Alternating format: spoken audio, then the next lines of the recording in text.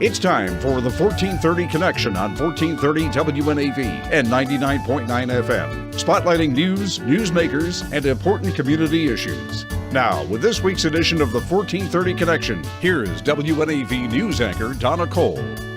Welcome to the 1430 Connection. This is Donna Cole. This is part 2 of a 2-part interview. In the studio with me is Captain Russ Davies, Public Information Officer for the Arundel County Fire Department, and Deputy Chief Tim Mikules. He's with the Logistics Bureau for the Anne Arundel County Fire Department, which includes the Risk Management Division. And we're talking about risk management and keeping our firefighters and paramedics healthy. We last week covered most of the physical illnesses. One of the ways they're trying to prevent these illnesses or diseases from happening is by doing physical exams. The other way is that just like most of society today, I think we have a focus on our physical fitness. So we provide our folks and all of our new fire stations have small gyms in them, so they have the opportunity to work out while they're on duty. We strongly encourage them to work out while they're not on duty. We're very fortunate to have a system of what we call peer fitness trainers. So those folks have specialized training, and what they can do is they can train us to be stronger in the areas that we need to be stronger associated with our profession. So example, climbing ladders, that's a very specific muscle group that, allows you to do that efficiently and well without being injured. So they can tailor those fitness plans to make sure that we're actually meeting the need, and we try to kind of informally refer to ourselves as fire athletes, because it really is, we go from 1 minute from doing more routine duties like station checks and fire inspections to without notice we're at a burning building, or we're involved in one of those rescue operations which require an extreme amount of flexibility and cardiac health, so that we're able to endurance and things like that. So there's a lot of physical exertion associated with that. So fire athletes. Some might refer to you as superheroes. Fire athletes works too. The size of a building doesn't necessarily dictate how hard of a fire it is to fight, or does it? No, there's a variety of factors that are associated with what makes a fire complicated or less complicated. Weather, yeah. Access to the building. It was interesting last month on Bestgate Road, the house that went up. That fire, I don't know how difficult it was to fight, but that was more smoke than I've remember seeing in larger building fires. Russ? It all depends on the age of the building, what's stored there. So like we talked about in the earlier interview, there's different materials that things are made of. Siding will have a different appearance with smoke than if it's all wood frame. That's interesting. Okay. So a lot more plastics. Yeah. I mean, if you look at the trends from like the firefighting, I guess, got a lot of focus in the mid-'70s to where it's evolved to today. The fuel loads, the fire loads, and the focus have increased significantly, and that's largely due to the use of plastics in houses. I mean, as you go around your home, think about how many things that are in some way composed of plastics. Especially if you have kids, young kids, all the time. Absolutely. Yeah. Absolutely. And following what he said, we talk about with the use of smoke alarms, one of the points we make to people is in the 70s, it would take 15, 16, 17 minutes for a fire to spread in a home because it was a lot of wood products. Now, when your smoke alarm goes off, you may have 2 or 3 minutes to get out of your house because the fire spreads so rapidly because of the use of those petroleum-based plastics and materials like that. Interesting. In this area, we have the other issue of fiberglass boats. We do. We recently encountered that with you all. It's winter. The dock freezes over. A fiberglass boat, your firefighters are fighting at night. They have to worry about falling into the water. How do you prepare for that kind of situation? Well, We prepare for a lot of different situations. You talk about the fiberglass, again, like we talked about in the earlier interview, our personal protective equipment and our breathing apparatus provide us some protection from that, and then we decon afterwards. Then you add the component we talked about specifically with the boat fire. It was a cold day, they're out on the dock, they're spraying water, so you would expect that the dock's going to freeze up, so that affects the footing. We wear personal flotation devices when we end up in situations like that, so it's just a matter of adapting to the problem that we're faced with. These PFDs have to be rather large, I'm thinking, because it's going over all the equipment, yeah? It depends. We have a couple of different versions, but in a lot of cases they will go underneath the turnout coat because it's not possible to put it over your coat because you've got your breathing apparatus. And then some of the other equipment, they have some of the less bulky ones that only inflate if you end up in the water or if you activate it yourself. I think one of the other things too is that sometimes when you see things in the media, you see firefighters standing around, and those folks are actually backups for those folks, and we take that very seriously, especially in the marine environment, because they are so susceptible to falling overboard or something like that. So there is another group of firefighters, and we refer to them as a rapid intervention team that we use on all of our high acuity calls, and those folks are actually responsible and standing by in the event that something happens. They're deployed to be able to rescue the folks that are Shift in number 2 harm's comes way. in. Yeah. Yep. All right, that makes sense. We're going to take a break. We will be right back on the 1430 Connection.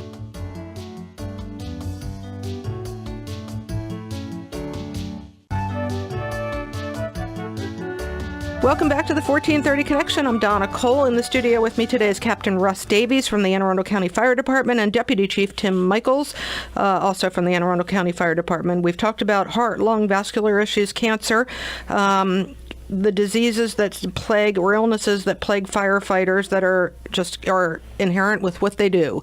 Now we're going to move over to the other issue. You all are constantly seeing traumatic injuries, traumatic accidents, fires, death. You're seeing things all the time that we don't have to see. You're saving people. Sometimes you're not able to save people. And this brings about behavioral and mental health issues. We sort of touched on this in the last show, but this was taboo to talk about behavioral and mental health issues a number of years ago. We're getting more open about it. Have you seen a shift in your industry? Oh, absolutely. So first off, we do the best we can to remove the stigma associated with mental health. I mean, I think probably all of us at some point in our life are subject to some type of emotional stresses.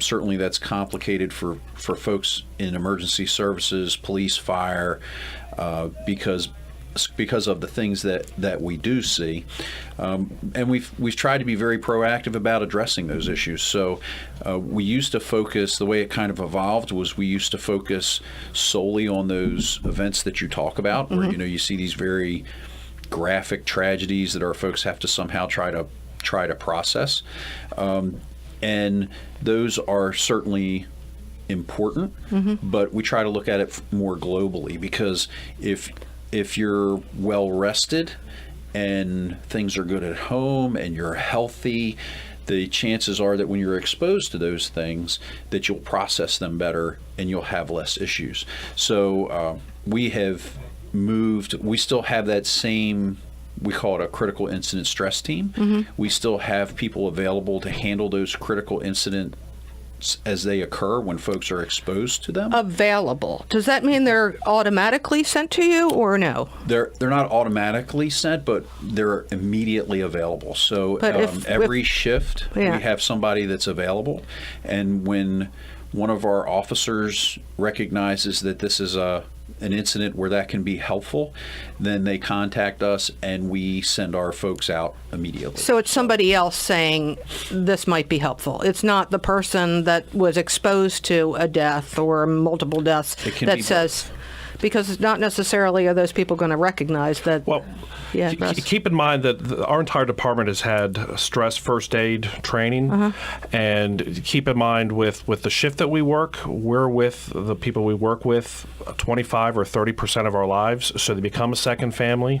So when you run a stressful call and you can see inherently that somebody is reacting or is acting differently following the call. So a lot of it requires, if you don't seek the help yourself, that somebody else on your shift, one of your shift partners, recognizes that maybe you're having some difficulties, and it may be something that can be talked about right there on the shift, and just having a discussion with other people on the call takes care of it. Or they reach out and talk to one of our peer support people, or go beyond that. Somebody's always available to talk to. Yes. For a situation, and I hate to bring this back up but it was the most traumatic thing that's happened in our area in recent history, and you know what I'm going to say. Mm-hmm. So what happened after June 28th? How do you deal with that? And this was for the Capitol Gazette murders. It all depends on your perspective. It was traumatic for some of the responders who entered the building. It was different for some of us that knew the individuals that were involved. So it all depends on what your connection was to that event. I think it was probably difficult for everybody that was there, because I think we're all accustomed to seeing it on TV, but then when it happens in your neighborhood, it takes on it makes it real. So I think you saw the impact that it had on the community, so of course it had an impact on responders. We trained for it. Were people sent out to the stations where that had responders? Yes, the individuals that were most directly involved, people followed up with them, reached out, but yes. At the time of the incident, we actually had those peer support folks on the scene. So as part of even in a situation like that, folks are rotating into that rehabilitation component. Our peer support people were on site. They have specialty training, so they're looking for people that are showing signs of stress. We also had our chaplain corps there. And they have all the same training that peer support folks have. Right. So we're very in tune, and they were right there on the scene as things were happening to make sure that we get that early identification. And we also have immediate access to mental health professionals. So if there was some reason that we were to identify something early on, we have a very quick connection into those services to be able to make sure that they're getting the help that they need. The chaplain corps are there for you as well as families, or no, just for you all? Yes, the chaplain corps, I think they're primarily for the fire department, but all of them are involved in their respective faiths, so they're out in the community on a routine basis, and we have used them. Certainly when you go to a dwelling fire or something like there's a tragic, loss of property or a loss of life, the chaplain corps is there and available to be able to provide that support as needed. All right. We're going to take another short break. We will be right back on the 1430 Connection.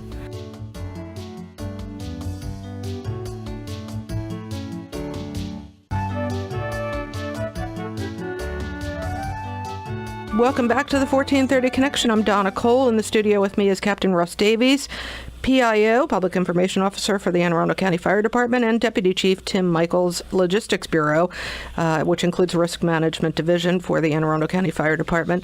In recent history, you all, it's not your organization, but a heck of a resource opened up in our own backyard for firefighters that are dealing with behavioral health issues. And I'm talking about the International Association of Firefighters opened their Center of Excellence for Behavioral Health Treatment and Recovery. They call it a one-of-a-kind addiction treatment facility specializing in struggling with addiction, PTSD, or other behavioral health challenges. And this is right down the road in Upper Marlboro. This is needed, right? Yes? There's definitely a need for more support in those areas. And that's definitely, I think, will fulfill a need in the community, in the emergency services community. Russ? We've talked about the stigma that's involved with mental health. The one thing that I think that this facility that the IAFF has put together is it gives people the ability, if they've sought help, that they're going to be with people that are like them. So people that have shared experiences, similar experiences.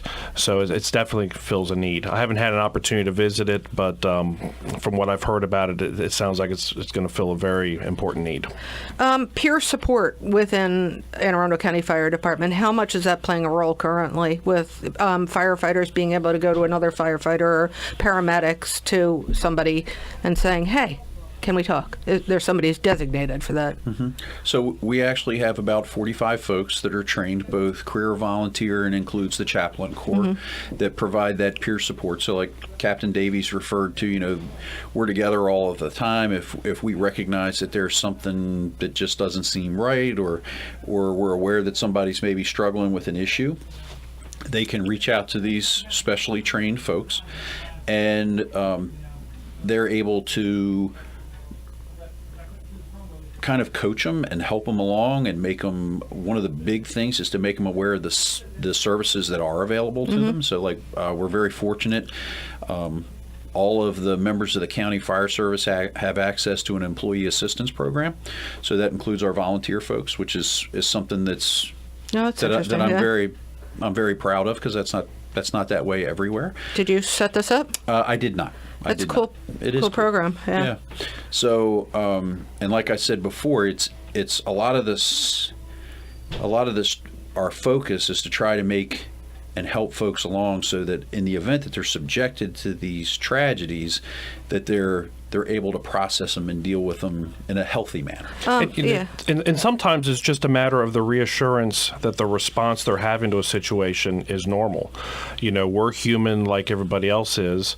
So if you go a couple days and you've lost sleep, if you're having some emotional responses or physical responses, some of that is part of the normal coping process. And just hearing from somebody that what you're going through is normal, these are the things that you would be concerned about after 3 or 4 days, can sometimes go a long way. That we're just human, we're just normal.